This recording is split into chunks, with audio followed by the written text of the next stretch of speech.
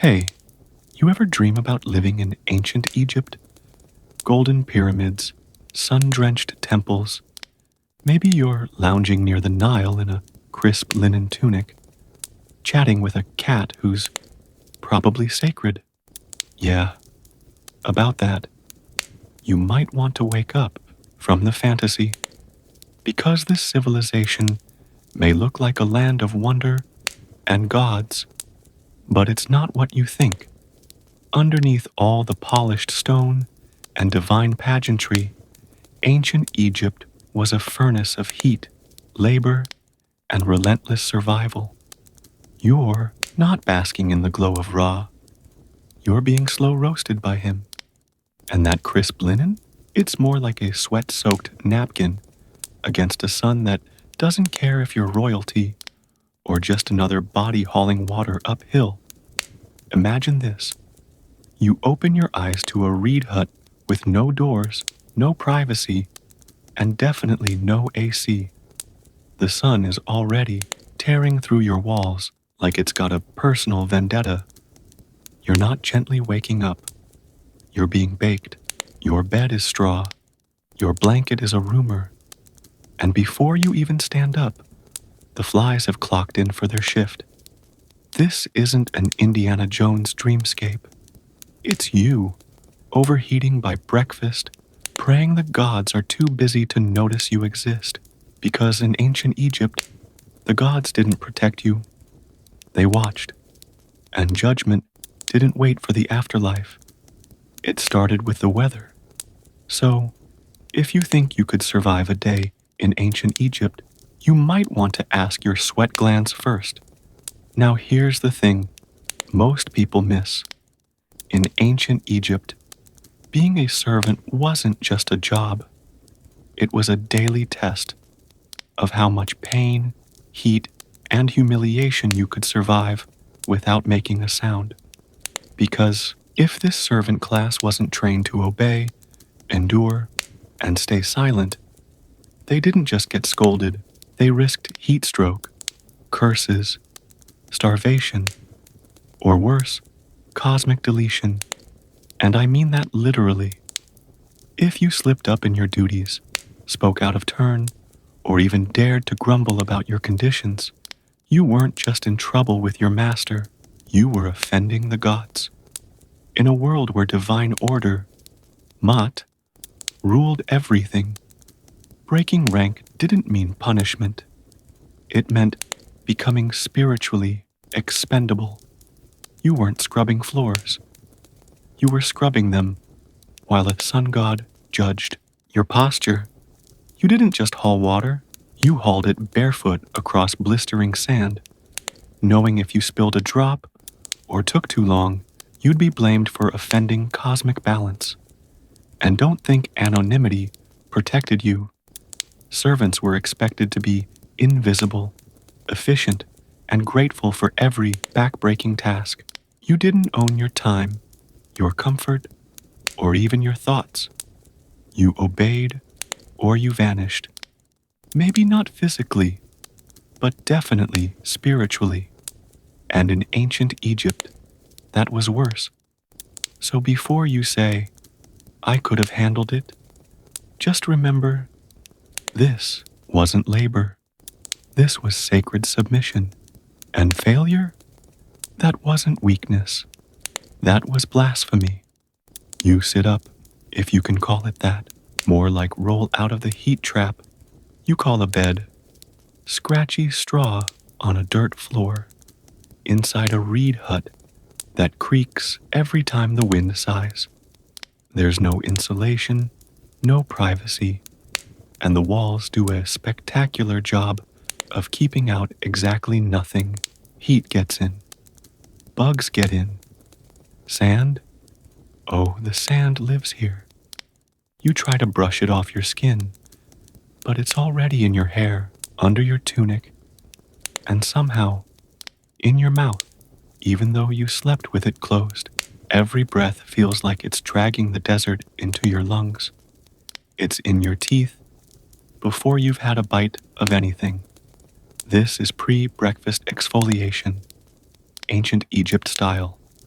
Your clothes? A thin, wrinkled strip of the linen, ragged at the edges, faded to a color you stopped trying to define weeks ago. If you're lucky, it still covers most of you. If not, well, modesty isn't high on the priority list when your main concern is not passing out by noon. Linen might breathe, sure, but not enough. It clings to your body the moment you start sweating, which, spoiler, is immediately you shuffle toward the doorway. There's no door, just a crude opening, letting in more heat and another helping of sand. Your feet hit the ground, and you wince. Stone, grit, maybe a sharp reed hiding underfoot. Shoes. Hilarious. Unless you're rich, your sandals were probably someone else's hand-me-downs, or made of dried reeds that fell apart 2 seasons ago. Before you even think about food, you've already been chewed on by insects, sun-roasted in your sleep, and swallowed enough sand to qualify as a small dune. And that's just the start. Breakfast, that's a battle of its own. But first, you haul water. You scrub yourself in a river that doubles as a bathroom. You survive the morning ritual. And then maybe, you earn your first bite of the day. If you're thinking about freshening up before breakfast, don't. Hygiene. In ancient Egypt, doesn't mean a private bathroom or a splash of cold water from the sink. It means dragging your half-awake, sand-covered body down to the Nile, the only water source for miles, and a sacred one at that, which is ironic, because once you get there, it smells like something holy gave up. You smell the river before you see it. It's part swamp, part fish graveyard, part something else. The banks are thick with buzzing flies and slippery mud, and the breeze, if there is one, brings the kind of odor that could curl your eyelashes. Frogs leap between your feet. Ibis birds peck near your ankles like they pay rent. And somewhere, not too far off, a cow is relieving itself directly into the water you're about to bathe in. And yes, this is the same water your neighbors are using. Someone's washing clothes to your left, slapping tunics against rocks and praying the local crocodile is asleep. To your right, a child is rinsing off next to a goat. Everyone shares the same stretch of bank. There's no modesty, no privacy, and definitely no soap. Just a handful of sand for exfoliation and blind optimism that whatever's in the water won't cling too hard. You rub coarse sand across your skin and call it clean, while hoping the scum floating past isn't contagious. There are no shampoos, no sweet-smelling oils, unless you're a temple worker or born into money. For everyone else, this is it, your spiritual cleansing ritual, performed in water that could give you both a rash and an existential crisis. But here's the best part. You don't question it, because this is life. This is daily survival. The Nile gives you water, food, and some semblance of cleanliness. It's a miracle, a blessing, and also a biohazard with religious branding. Welcome to your morning bath. By the time you've scraped the Nile off your skin and dodged the more aggressive frogs, it's finally time to eat, if you can call it that. Breakfast in ancient Egypt isn't a comforting ritual. It's a tactical operation, a way to jam just enough fuel into your body to survive whatever comes next. You squat in a corner, or if you're lucky, sit on a low wooden stool that probably wobbles. Before you, is the centerpiece of every ancient Egyptian meal. Bread, dense, flat, coarse, sometimes so hard you wonder if it doubled as a construction material the day before.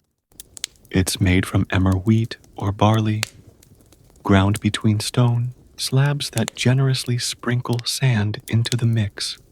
Not on purpose, it's just part of the recipe now. So every bite crunches like you're chewing on gravel, because in a way, you are. And then there's the beer. But not the frothy kind you're picturing. This isn't something served cold in a pint glass. It's thick, warm, and cloudy. A sour, grainy sludge that blurs the line between food and drink. Think liquid bread, but sadder. Kids drink it too, not for fun, but because the fermentation process makes it safer than the river water you just bathed in. Yes, the same water where the crocodile lives. Maybe, you'll get a dried date, or half an onion if fortune favors you today. But don't count on it. Protein? Only if someone nearby caught a fish and didn't eat it immediately. This meal isn't for pleasure, it's for survival. And while you eat, flies treat your face like a landing strip. You're swatting with one hand, holding your grain brick with the other, and trying not to think about how this is probably the best thing you'll eat all day. So go ahead, take another crunchy bite. Wash it down with a mouthful of barley foam. Welcome to breakfast. Now that your stomach's full of sand-laced bread and lukewarm barley porridge, it's time to earn your next meal by working until your bones beg for mercy. And here's the first thing you'll notice. There are no shifts, no breaks, and absolutely no footwear. Just you, your aching body, and whatever your overseer screams at you to do. If you're grinding grain, congratulations. You'll spend hours hunched over a flat stone, pushing a heavy grinding tool back and forth until your arms feel like they're being replaced with fire. The motion never changes. Neither does the dust. You inhale it constantly, which means your lungs get coated in the same flour that's tearing your hands open. And remember, that sand you crunched on at breakfast? That came from here.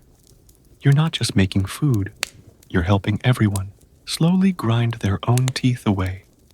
If your job is hauling water, and it probably is at some point, you're walking back and forth from the Nile, under a sun that doesn't care what you're carrying. You balance heavy clay jars on your shoulder or head, your bare feet burning against the stone paths that feel more like hot plates. You pray the jar doesn't slip, because if it does, it's your fault. Always. And clay doesn't bounce. Other days, you're in the fields, knee-deep in irrigation mud, planting crops while mosquitoes treat your legs like an all-you-can-eat buffet. Or maybe you're helping build a temple, dragging multi-ton stones up gravel ramps in the kind of heat that makes your vision blur. Fall behind, and you're not just scolded. You're replaceable. You're replaceable. The only clock here is the sun. When it's up, you work. When it's down, you crawl home. And all day long, the dust clings to your skin. Your linen sticks to your back, and your feet, cracked, raw, and unprotected, feel every stone, every thorn, every step. This isn't a job. It's endurance. You don't work to get ahead. You work so you don't fall behind. Because in ancient Egypt, falling behind could mean hunger, punishment, or being forgotten completely. And just in case you thought your suffering was a private affair, it's not. Because in ancient Egypt, you're never alone. You're always being watched. First, by Ra, the literal sun god, whose job, apparently, is to blast your skin from sunrise to sunset while silently judging your every move, every drop of sweat, divine observation, every missed task. A cosmic eyebrow raise. But Ra's just the start, because on the ground, you've also got your overseer, a man whose hobbies include yelling, glaring, and reminding you that your life is very much not your own. He doesn't need a reason to hit you with a stick. Your existence is reason enough. You don't look tired. You look ungrateful. Work faster. And then, just for flavor, there's your neighbor's goat, who seems to exist solely to chew things that shouldn't be chewed, and stare at you with the kind of judgment only a livestock demon can offer. You think you're sneaking a moment of rest? Nah, that goat saw it. It'll remember. Everyone will. Privacy is a myth here. You live, work, sweat, and suffer in full view of the gods, your masters, your fellow servants, and probably a few ibis birds that have seen things they'll never spiritually recover from. Even in silence, your failure echoes. Even your thoughts feel loud. Because in ancient Egypt, staying invisible is a survival tactic, but being seen by the wrong person at the wrong time with the wrong posture can cost you everything. So you keep your head down, your mouth shut, and your hands moving. Because the sun is high, the overseer is near, and somewhere, that damn goat is watching. By now, you've probably figured it out. You're not just working, you're owned. Not in a legal contract kind of way. In a cosmic, soul deep, don't even think about daydreaming kind of way. Because in ancient Egypt, you didn't own your time, your comfort, or even your thoughts. Everything you are belongs to someone or something else. Your time, that belongs to the landowners, the temple officials, the sun itself. Every second of the day is spoken for. There are no weekends, no quiet evenings to catch your breath, just task after task, chore after chore, until your muscles scream and your brain goes numb, and then you do it again tomorrow. Your comfort, that's a luxury you don't even have the language for. Your bed scratches, your clothes cling, your food hurts to chew, the sun burns, the sand rubs, and the flies never quit. If something breaks, your sandal, your tool, your back, too bad. Nothing gets replaced, least of all you. And your thoughts, best keep those in check, because saying the wrong thing or thinking the wrong thing too loud could be seen as disrespect to the divine order. Mat. That kind of mistake isn't just a social faux pas, it's a spiritual risk. Speak out of turn, and you're not just disobedient, you're disloyal to the gods, the pharaoh, and the delicate cosmic balance that supposedly keeps the Nile flowing and the sun rising. So you swallow the discomfort. You nod when you're told. You smile when you're supposed to. And you pray that your silent frustration doesn't echo loudly enough to draw attention. Because in this world, survival isn't just physical. It's psychological. It's spiritual. It's submission, wrapped in linen, sunburned, and silent. Here's where it gets heavier, because if you think ancient Egypt was all about hard work and calling it a day, think again. If you slipped up, even a little, If you performed a task too slowly, spoke out of turn, or God forbid grumbled about your conditions, you weren't just seen as lazy. You were seen as dangerous. You weren't challenging your overseer. You were challenging the gods. The whole system was designed so that your obedience wasn't just expected, it was sacred. The Pharaoh wasn't just your boss, he was a divine being. His word kept the sun moving, the river rising, the seasons cycling. So when you fell short, it wasn't incompetence, it was blasphemy. Say the wrong thing near the wrong ear, and you risk a beating. Say it twice and you might disappear. Not in some dramatic way, just in the quiet, ancient way. People vanished when they stopped being useful. Your name might be scratched from temple records, your rations cut, your family reassigned. No rebellion, no dramatic speeches, just silence and then less of you. Even the afterlife wasn't guaranteed if you caused trouble. Your body might be buried without ceremony. Your heart might not pass the scales. And in a culture obsessed with legacy, memory, and eternal life, that was the true death. To be erased not just from history, but from the cosmos. So you learn early. Don't talk back. Don't question. Don't think too loud. Keep your head low, your hands busy, and your soul invisible. Because in ancient Egypt, one careless complaint could cost you your life, or worse, your eternity. And that's the truth no one puts on the postcards. This wasn't just labor. This was sacred submission.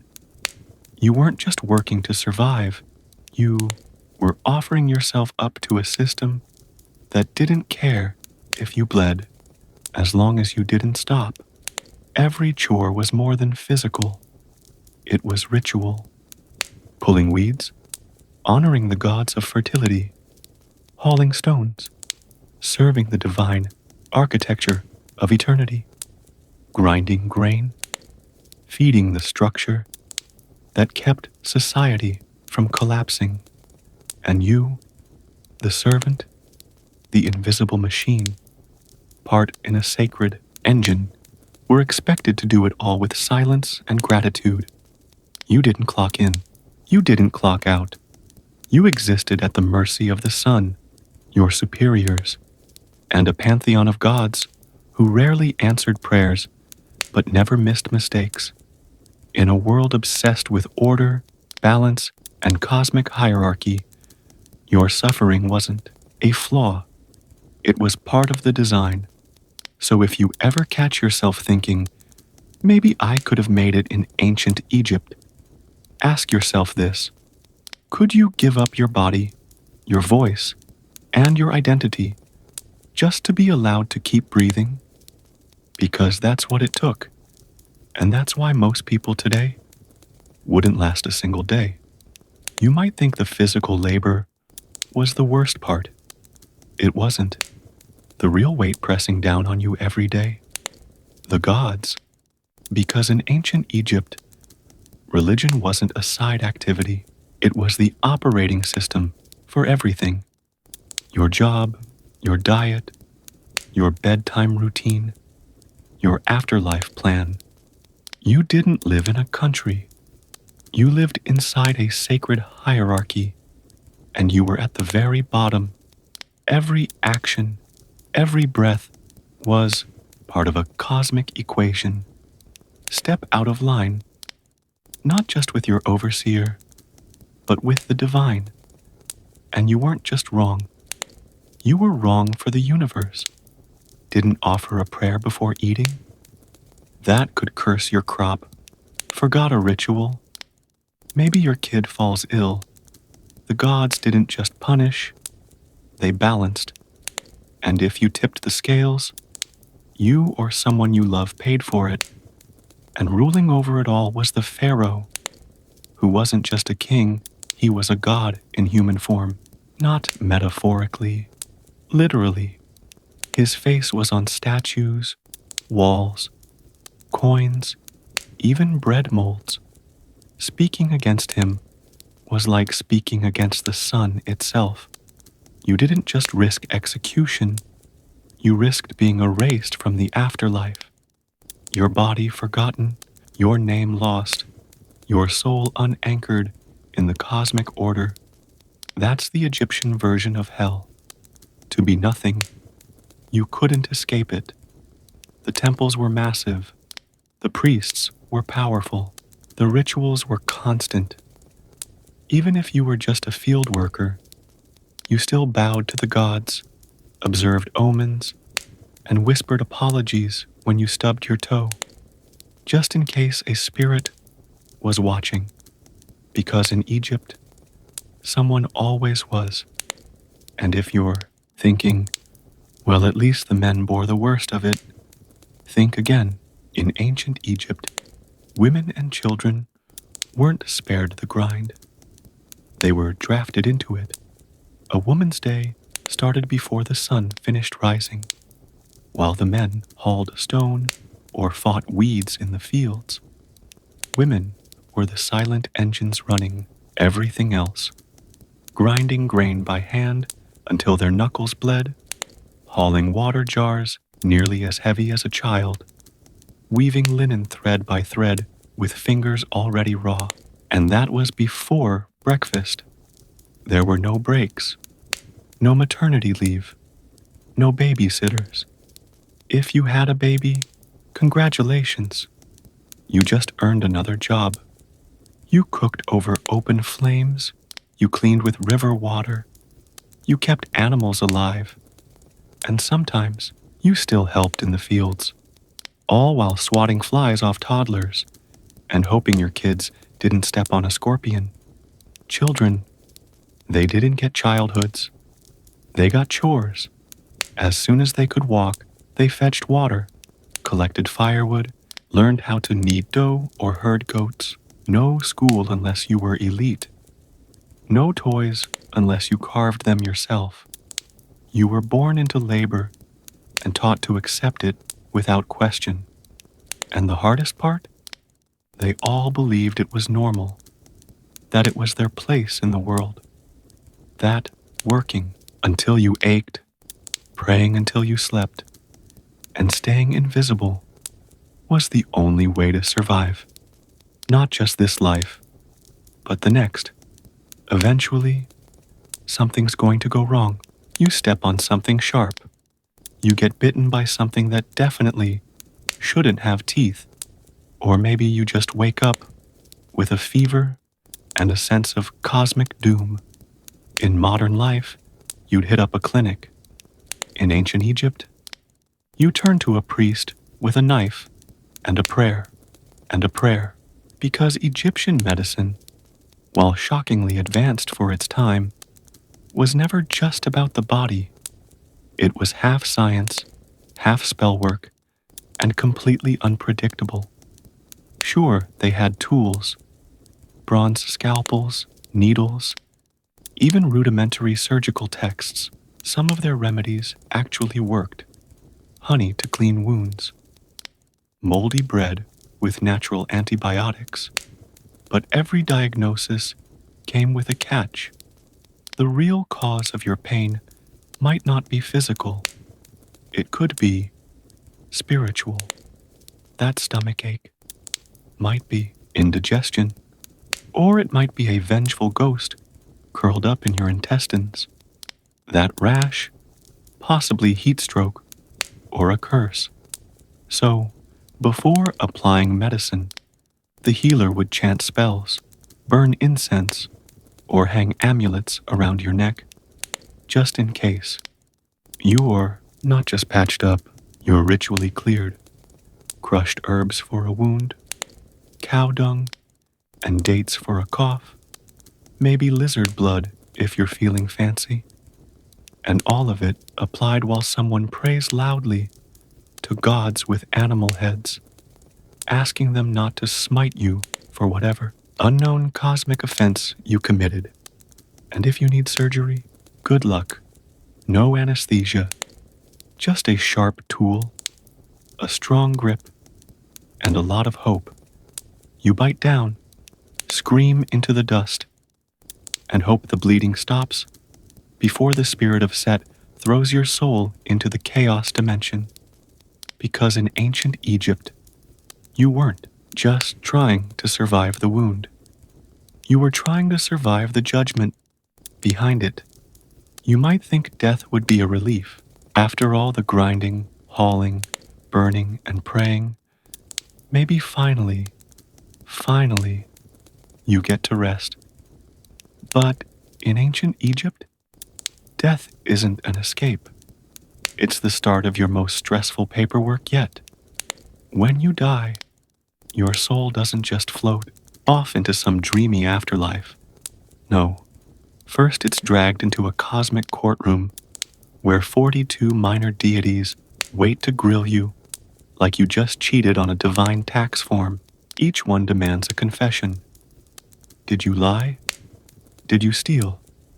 Did you secretly wish your overseer would fall into a pit, slip up, forget a line, or fudge your moral resume? And boom, eternal erasure. And then comes the final exam. Your heart gets weighed against the feather of Mot, goddess of truth and order. If your heart is light, pure, balanced, obedient, you pass.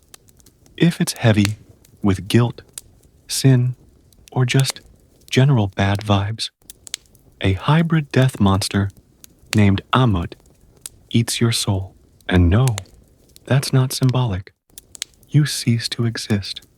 Not punished, not tortured, just deleted from the universe. So yeah, death isn't your reward. It's your audit. And the gods are accountants with a flair for poetic justice. Even the wealthy spent their lives preparing for this process, collecting spells, charms, and burial. Goods like cosmic bribes. The poor? They just hoped to not mess it up. Because in Egypt, living was brutal. But dying badly was worse, if you didn't follow the rules. Even your bones didn't get peace. In ancient Egypt, faith wasn't something you practiced on weekends or pulled out in a crisis. It was your full-time job, whether you liked it or not. You didn't just believe in the gods. You lived under them. Every movement, every ritual, every breath was soaked in divine expectation. There was a god for everything. A god for the Nile, a god for childbirth, a god for scribes, a god for chaos, and even a cat goddess who basically ran public relations. Forget to thank the right one, misplace an offering, drop the wrong line in a prayer.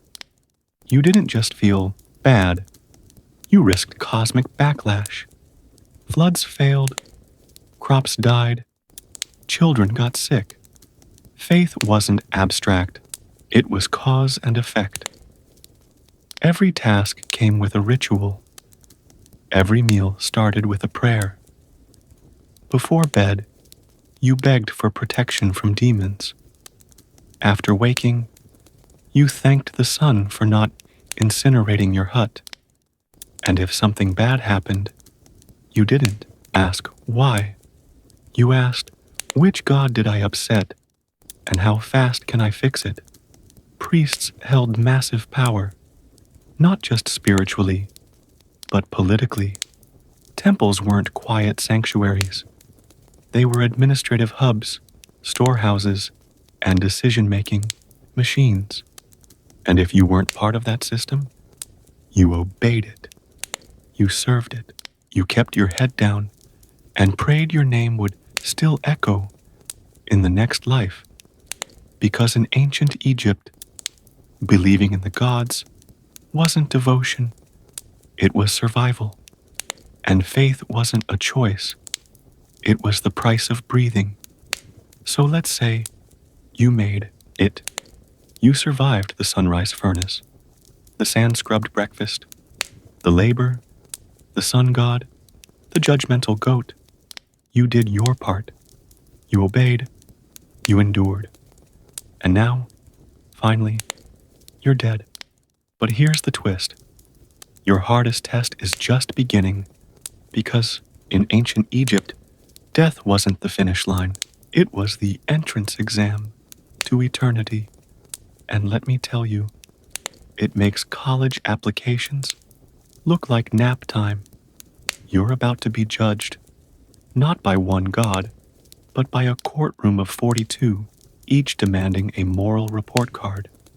You have to swear, one by one, that you didn't steal, didn't lie, didn't blaspheme, didn't covet your neighbor's donkey. Every word matters. Forget one line, you fail.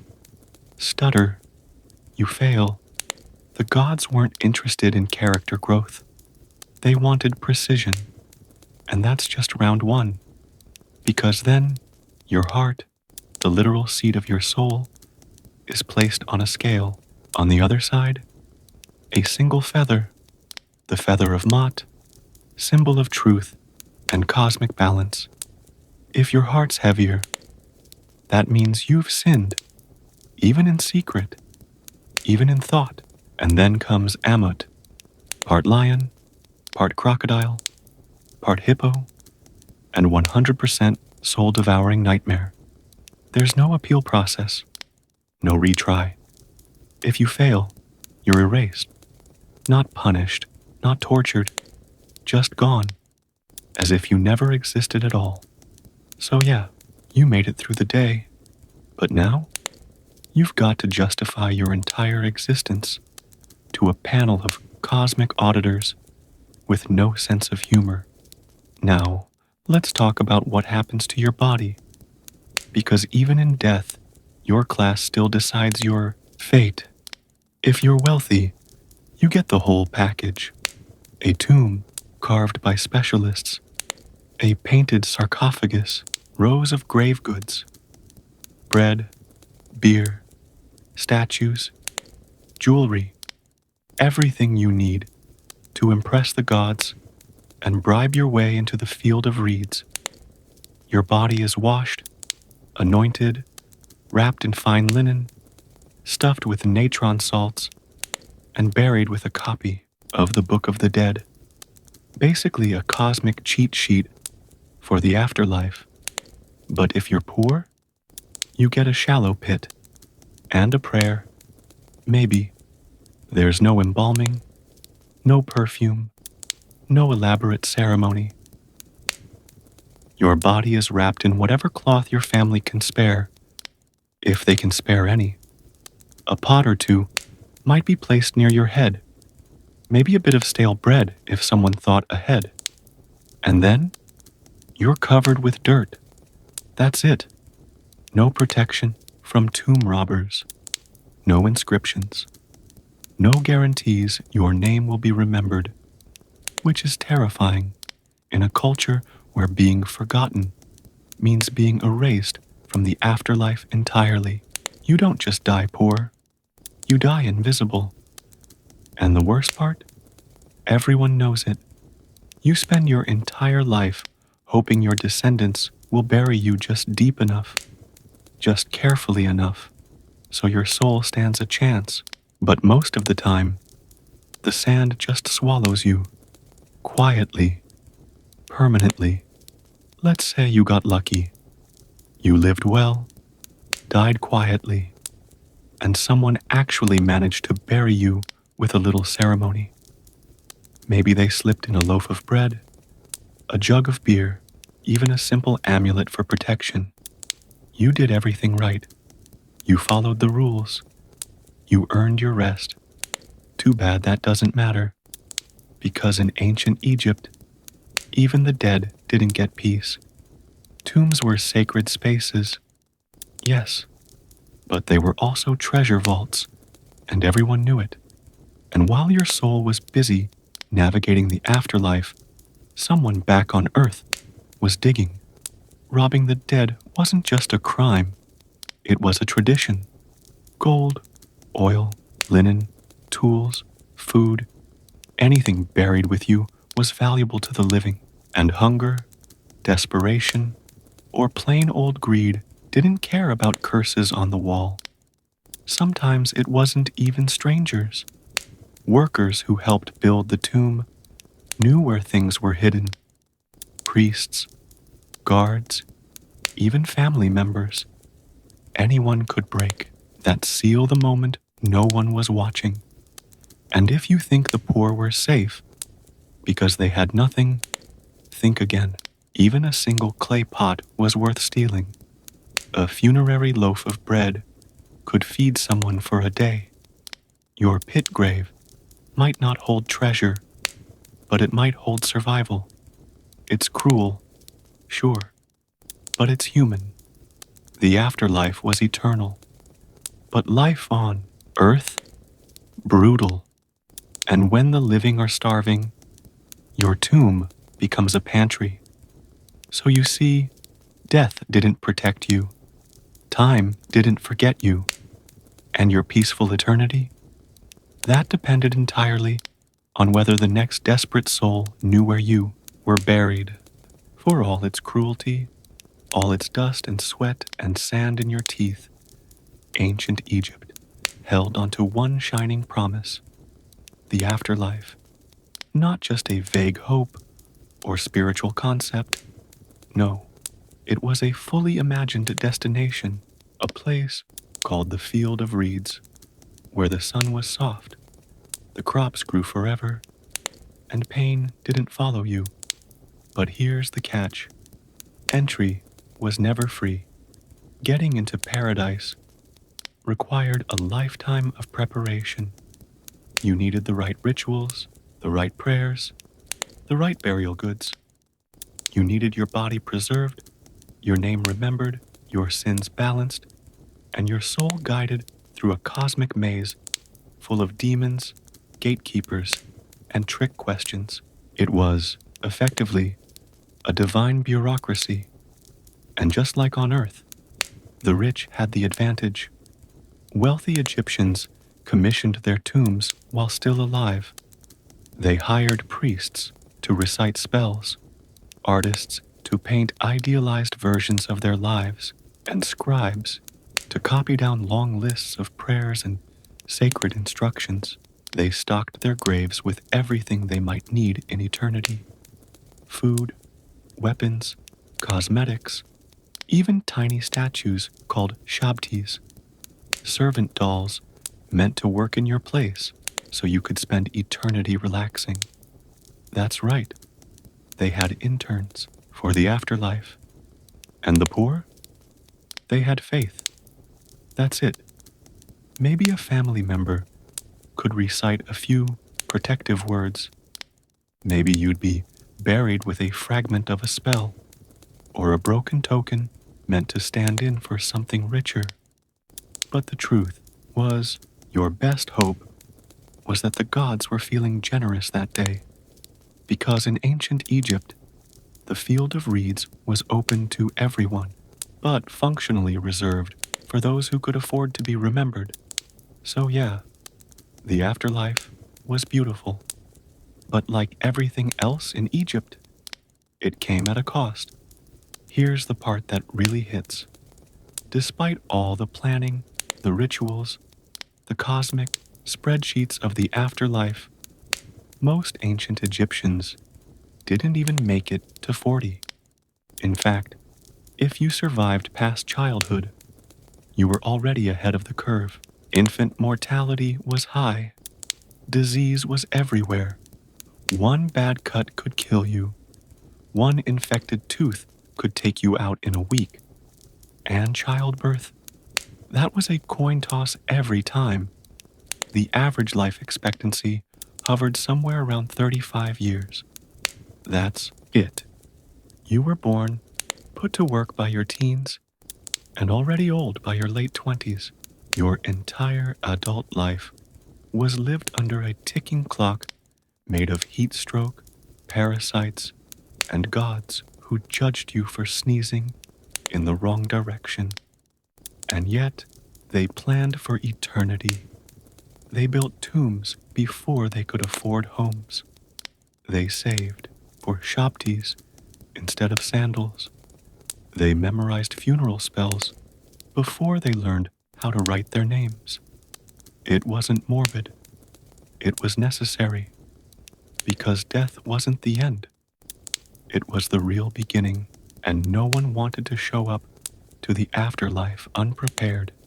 Even the poorest Egyptians, those with nothing but a pit and a prayer, held on to that hope that if they lived with humility, followed the rituals, and didn't upset too many jackal-headed deities, they might still earn a place in eternity, a field of endless crops, a boat to sail across gentle waters, second life without hunger, labor, or fear.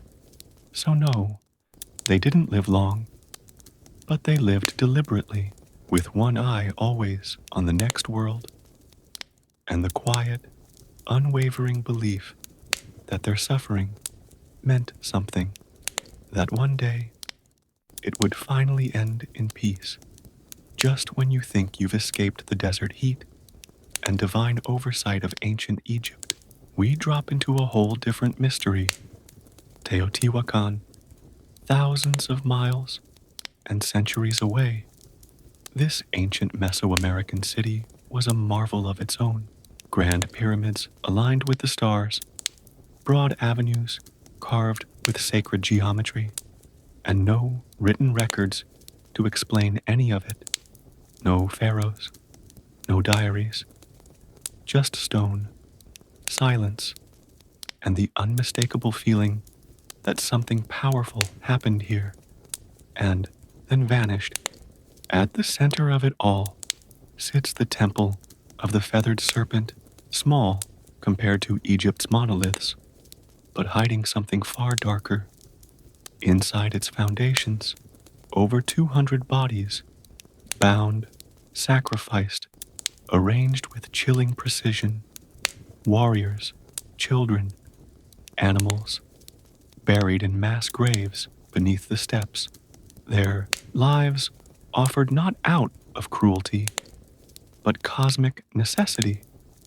Because here, too, belief wasn't decorative, it was law. Sacrifice wasn't horror, it was balance. Blood fed the gods, death kept the world turning, and those who died beneath the serpent's gaze, they weren't victims, they were fuel. No one knows exactly who ruled Teotihuacan. No one even knows its true name. But what's clear is that the same haunting rhythm beat here. Order, devotion, obedience, and the eternal fear of being forgotten. Different culture, different continent, same story. So whether you were grinding grain in the Nile Valley or offering blood beneath a feathered serpent in Teotihuacan, one thing is painfully clear. The ancient world didn't care if you survived. It only cared that you served. You weren't the hero of your story. You were a line in a cosmic equation, a tool in the hands of gods, kings, priests, and sometimes the stars themselves. Life was short, brutal, often thankless, and yet people lived with purpose. They believed in something bigger, something terrifying, something eternal. They worked not just for today, but for a world they couldn't see, a paradise they might never reach. And they built monuments, massive, impossible monuments, not to celebrate life, but to honor what comes after. And maybe that's the most human thing of all. You wouldn't survive a day in ancient Egypt, but for the people who did. That day was never just about staying alive. It was about being remembered, remembered.